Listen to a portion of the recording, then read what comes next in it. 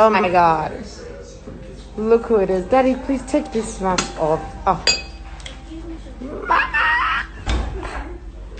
Papa, all masked up. Yeah. I've missed them so much. We're about to have a feast. Are you ready? Yes. KJ, are you ready? Take it off. Wow. So you'll be saying, take it up. Take it up. Take it up. Take it up. Take it up. Take it up. Grandma said this.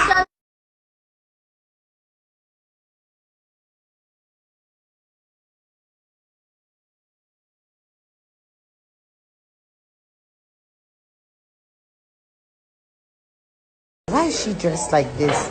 Are you okay, Bimbo? Turn around. Why can't you turn around?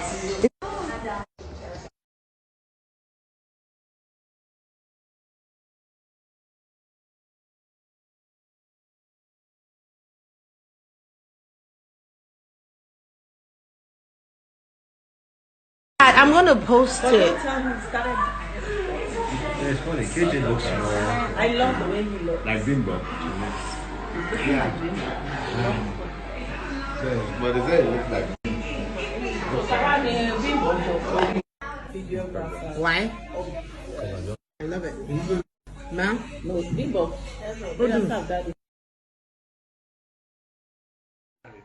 And what happened? What do you give up? Don't say anything. I love you. I love you. You're so cute. Oh my God, I'm obsessed. No, what is this? Thou shalt not call somebody. Daddy, you have tissue on your hand. Can you remove it, please? Right there on your finger. Yeah. Mm-hmm. So what was? No, money post them because you are so funny. He's gonna post it.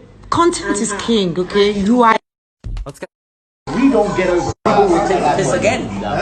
If you get over anything, then come. Why are you walking like that? Everything is side. You are what?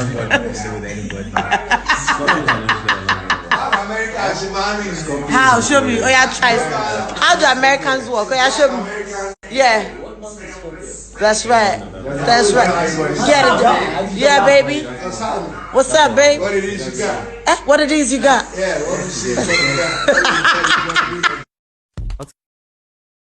Let's get.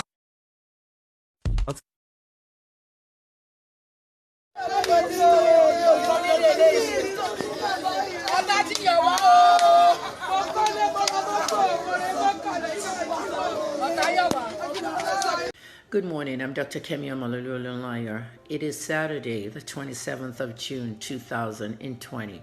I'm in Lagos, Nigeria. This is a special broadcast for me. I'm a retired clinical pharmacist, a broadcast and investigative journalist, and a PR specialist.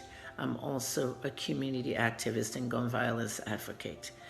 This broadcast is about the death of Governor Ajimobi, former Governor Ajimobi of Oyo State, my former governor of 8 years. He is also my relative. He's my father's cousin. At the end of the day, we all heard that he died on the 18th of June, 2020. And that report was refuted by his spokesperson and his family. In journalism, you have to go to the source. It is very important to go to the source. Some of the stuff I've reported have been so outrageous to Nigerian ears that many people don't believe me. When those things come true, then I'm vindicated. That is not the way journalism works. You have to go to the source and report that news as hard as it can be to the public. But Nigerians are used to lies, so they think I'm giving out fake news.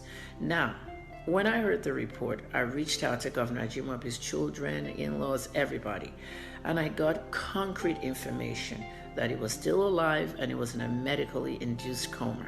I reported that to some Oyo lawmakers who were still trying to find out the truth from me, and I also reported that to my fans. Now, there are two sources for me as a journalist. My father, a high-ranking politician in the APC, as well as the Ajimobi family.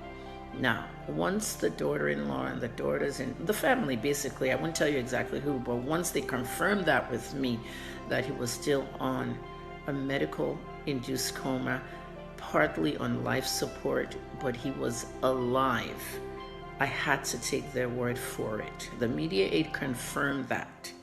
However, my brother, Tayo Oluyole, was in a coma for 64 days at 8 years old, and he came out of it. So I know about medical-induced comas, and I am a medical professional.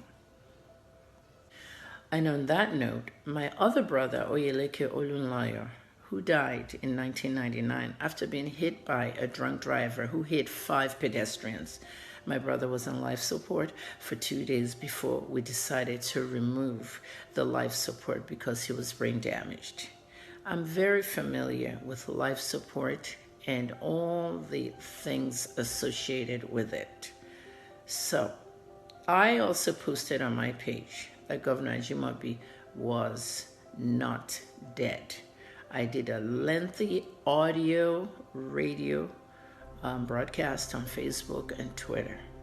However, I called my father on Father's Day this past Sunday.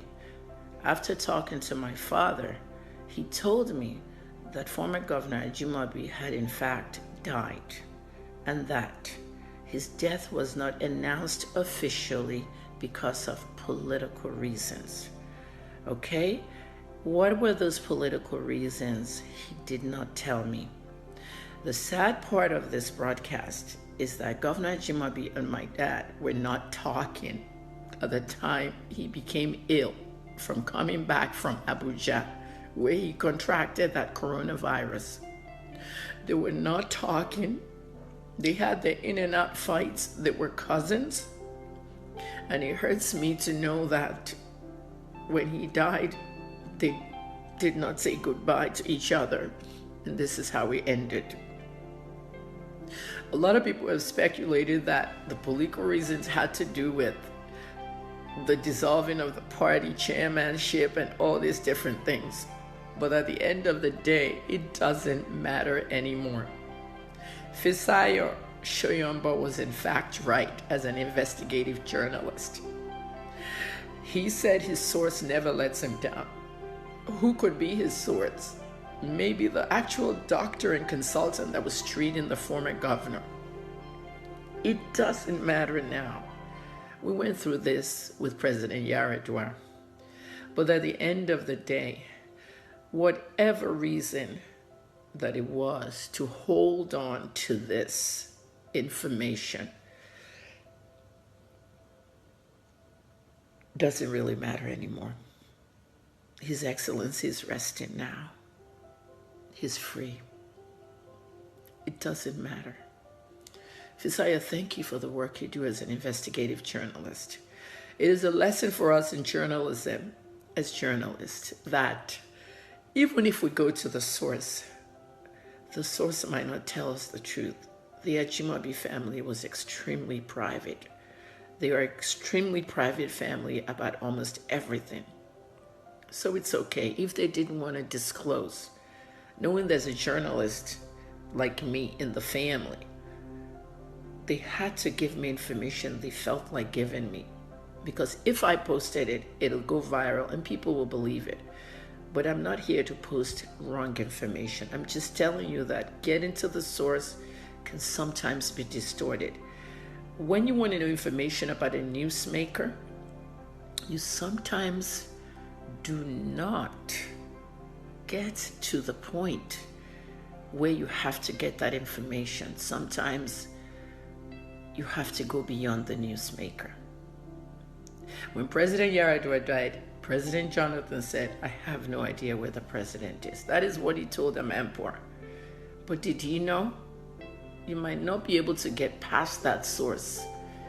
So please, everybody, I have journalists calling me saying that they knew very well that the Lagos State government transported his body secretly to a morgue in Ibadan since last week, and that broke the tenets of Islam because he was supposed to be buried the next day.